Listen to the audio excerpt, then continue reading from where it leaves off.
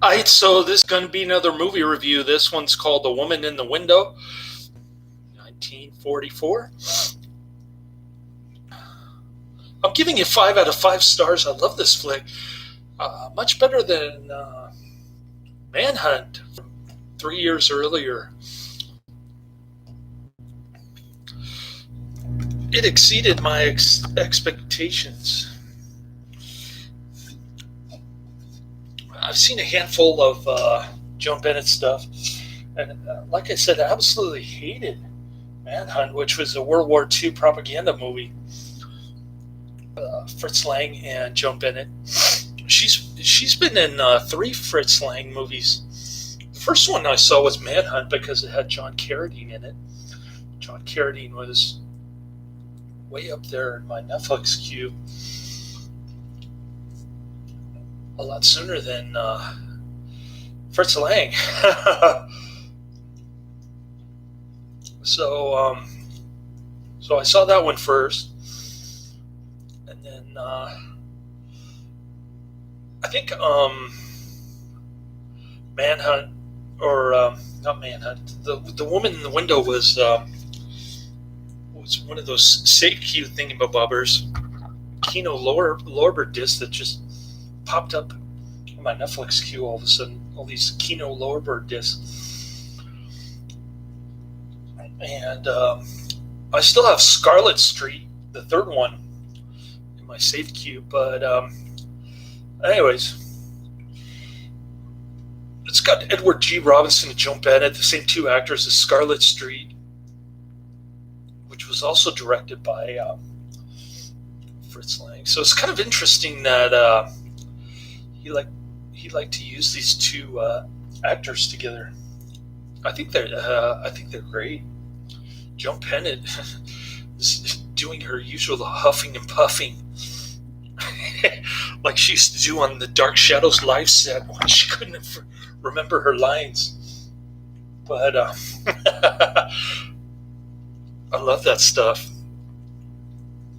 I think Joan Bennett got an Emmy for Dark Shadows, even though she couldn't remember her lines.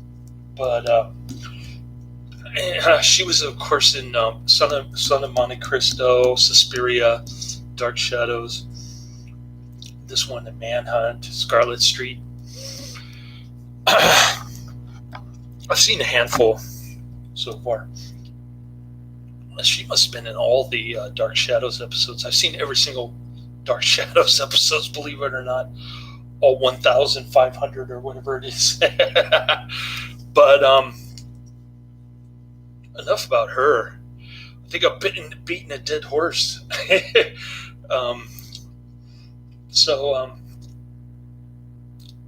Edward G. Robinson is this middle-aged psychology professor, I think. He's at the country club hanging out with the DA, Richard Massey, and some other physician dude. And they're talking about causing mischief when they're in middle age, because Edward G. Robinson is married, but he sends his wife and kids off on summer vacation. So he's free to mess around. He ends up looking at a portrait of a woman in a window, and then surprise, Joan Bennett shows up. She's the woman in the window. She asks for a light, and then she invites him over to his apartment for drinks, I guess. I don't think anything's going on off camera. I didn't see them smoking cigarettes, but maybe I missed that. But Joan Bennett's industrialist corporate executive lover with the top secret name shows up, and he starts choking Edward G. Robinson. Joan Bennett hands the scissors to Edward G. Robinson, and Edward G. Robinson stabs him with the scissors It's the most bizarre kill scene that I've ever seen. And the movie gets weirder because there's a blackmailer who's trailing this corporate executive dude all the time. And I guess he's supposed to be a bodyguard or something, but he's actually a blackmailer. So he starts blackmailing Joan Bennett. And then Joan Bennett tries to slip some sedative into his drink. She goes, here, I fixed you a drink. And he just goes, I'm not drinking that. Swipes it, and the floor crashes on the floor. The glass crashes on the floor. That was a pretty decent scene. And the cops are offering a $10,000 reward for the killer.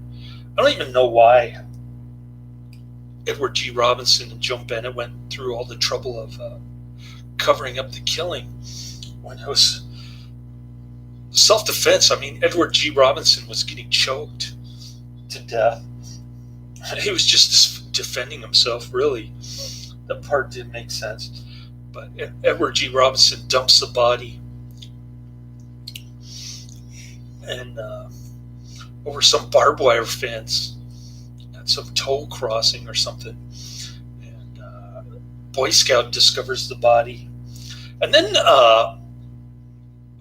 Raymond Massey, or did I call him Richard earlier? Sorry about that.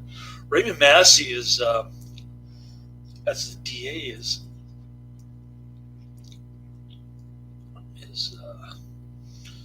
invites Edward G. Robinson over to the scene of the crime. He keeps spilling the beans that he's the murderer, but they can't put two and two together and figure it out.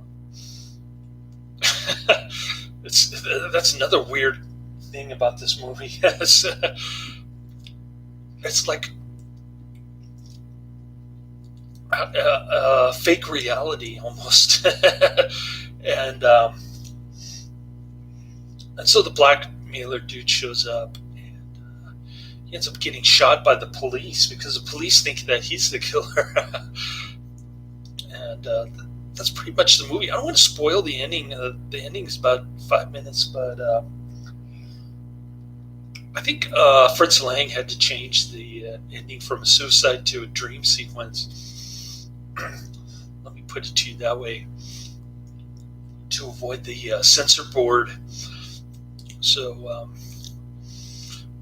yeah, it looks like YouTube algorithm finally got a hold of the YouTube comments on my channel and my son's channel, because it just completely wiped them away on both channels. So I apologize. Bots on I didn't see any notifications for any bots. Yeah, but when I go to your channel, all the comments are like gone. And same with my channel. So, yeah, great film. I couldn't figure out if it was a film noir or a psychological terror. And it's got the noir element, the very dark and sleazy aspect of film noir. Be sleazy, playa. Be sleazy. So, pretty cool that Fritz Lang went from war propaganda to this movie. And I'll be interested to see Scarlet Street. Wonder what that's like. But unfortunately, it's on my safe queue. It's unavailable on Netflix at the moment. So, I don't know if I'll ever get to see that one. Maybe it's on YouTube. And I'll get around to it years from now. But cool. I had a very short route in San Francisco yesterday, and then this guy who's got a grudge against me for refusing to get a meal break penalty, or refusing to work through my meal break. He's like sending a relief driver at my first stop.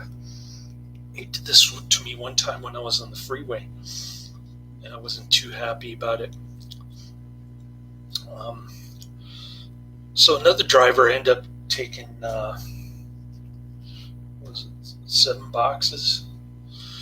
Something like that. Stops 4 through 10. I think that's 7 boxes.